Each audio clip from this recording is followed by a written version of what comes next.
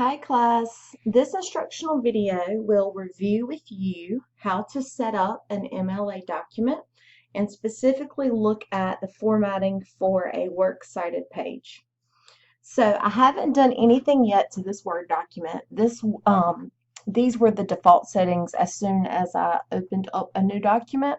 So first things first, as you all know, MLA is very specific and there are a lot of settings that you need to do before you even begin typing.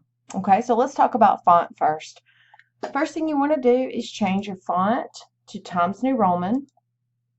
You should always be in 12-point font. With your spacing, you should always have spacing here set at 0 and 0. This ensures that all the lines, every time you press enter, will be equally spaced. For the line spacing, you need double. Okay. Also, for a paragraph, let's see, you need 1-inch margins on all sides. Let me see if I can find that. Okay, margins are over here. That's going to be normal. 1-inch margins on all sides. And before you even begin your paper, we're going to go ahead and do the pagination. Okay, in order to do that, you should double click into the header. You tab over. You put your last name. I'm going to pretend that my last name is Smith. Okay, I'm going to go ahead and change that to Times New Roman because the default for the header is not Times New Roman. Oops.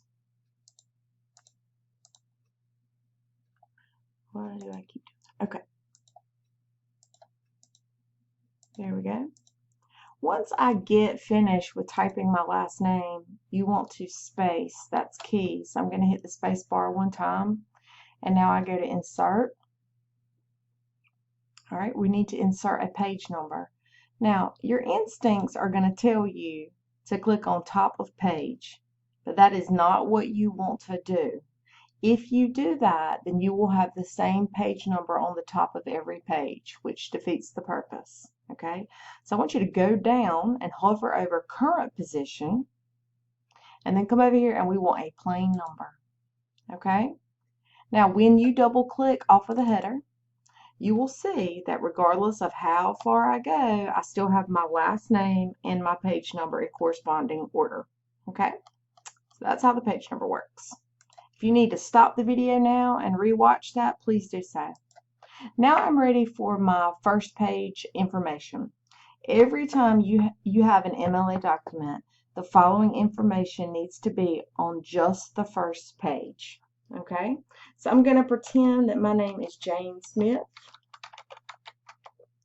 Okay, your name is first, student's name is first, then the instructor's name, I'm Ms. Richardson, then the name of the course, this is English 112, and then whatever your submission date is. So I'll just use the 22nd of May 2017. Now notice in MLA we do the day, the month, and the year with no punctuation. You will always write the date this way on the first page and also on your works cited page. All right, you're going to double space one more time. Whatever the title of your paper is, you would capitalize the important words. Okay, and you would center that. Oops. Then you double space again, you left a line, and then your paper starts here after you indent. All right, hopefully you all understand that. This should be reviewed from English 111 and any other English courses that you took in high school. All right, so let's pretend that I just wrote a fabulous paper. I'm sure you wrote an A paper. And I get to the end of my paper. It's a really long paper. And let's pretend that I end up here. As you can see, I am about in the middle of page 4. Okay, regardless of where you end your paper, the works cited page will always begin on a brand new page. Okay. Okay, it always begins on a brand new page. So that's why I came down to page 5. Okay, so let's practice works cited. First thing we need to do is we need to title the works cited page. All right, so my works cited page is going to be labeled works cited. I know, very original. You would be shocked at the number of students who cannot get works cited correct. Okay, they either give me works cited, I've had walks cited, I've had cited with an S. Both words are capitalized, and that's the way that you spell them. So basically, works cited means these are all the works that you have cited in your paper. Okay, so I am going to center that. It's not bold, it's not underlined, it's just capitalized. Okay, I'm going to press enter and left align, and now I'm ready for my first one. Okay, so there is a PowerPoint on this module that's called formatting, and I think it's called, yeah, formatting a MLA works cited page. Okay, so I'm going to go back and forth between the PowerPoint and the document that I am working on now. All right, so as you can see, this is on page 40 of Research Matters. We just discussed that your works cited page should always begin on a new page. Okay, the other thing that is happening in a works cited page that is different than a normal paper is the hanging indents. Okay, I'm going to show you that in just a minute, but the first line of all entries is flush with the margin. Okay, so let's say I'm doing my first citation. Okay, it's a book. I do not indent like I would a regular paragraph. Instead, that first line is going to be flush with the margin, and then every corresponding line afterward will be indented 1/2 inch. I'll show you that in just a minute. When you are finished with all your citations, they should be in alphabetical order, and this is simple to do because you can just cut and paste them when you're finished. Okay? They should be in alphabetical order depending on the first word of the entry. If the first word of the entry is a, an, or the, then you will alphabetize by the second word. Okay? So if you look at page 14, a book with one author. Let me see. I want to make sure I'm telling you correctly. Actually, this is not on page 14. Let me change this real quick. This is actually on page 134. So I'll change that quickly. All right. You will see that if you have a book with one author, the information you need is as follows. You need the author's last name, the author's first name, a period, the title of the book, italicized, the publisher of the book, and the date of publication. Okay, so here's an example. We have Jones, Sheila. The name of her book, italicized, is Opioids in America. It was published by Penguin, a comma, and then the publication date was 2009.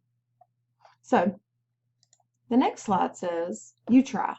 All right, so I'm going to try. I'm going to try with you, actually. So the author is Mark Anderson. He wrote a book called Understanding Bipolar Disorder. He wrote that book in 2014, and it was published by Hyperion. So I'm going to go back to my document. All right, so as we just looked at, the name is always going to be inverted, last name first, Anderson, comma, Mark, period. The name of the book, italicized. I already forgot the name of the book that fast. Understanding Bipolar Disorder.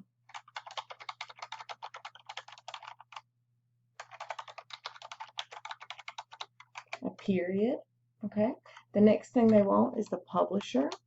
The publisher is Hyperion. And then a comma. And then the publication year, which is 2014. Period. All right. So that's what my first citation should look like. All right, let's go back. And as you can see, I got it right. That's what my book with one author, this is how it should be formatted. All right, the next one is a book with two authors. Okay, the first author's name, comma. Now notice the first, I can't talk. The first author's last name, comma, the first author's first name, comma, the word and when you get to the second author's name, you write that name like you normally would. Okay, then the title, italicized, the publisher, and the date. All right, so we're going to pretend that Sheila Jones and Franklin Mitchell wrote Opioids in America. Okay, it was published by Penguin in 2009. Let's try one.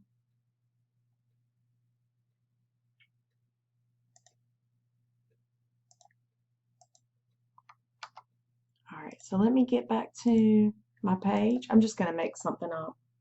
Okay, this is a book with two authors. All right, so the first author is Hall Andrew, and the second author's name is Van Brown, period.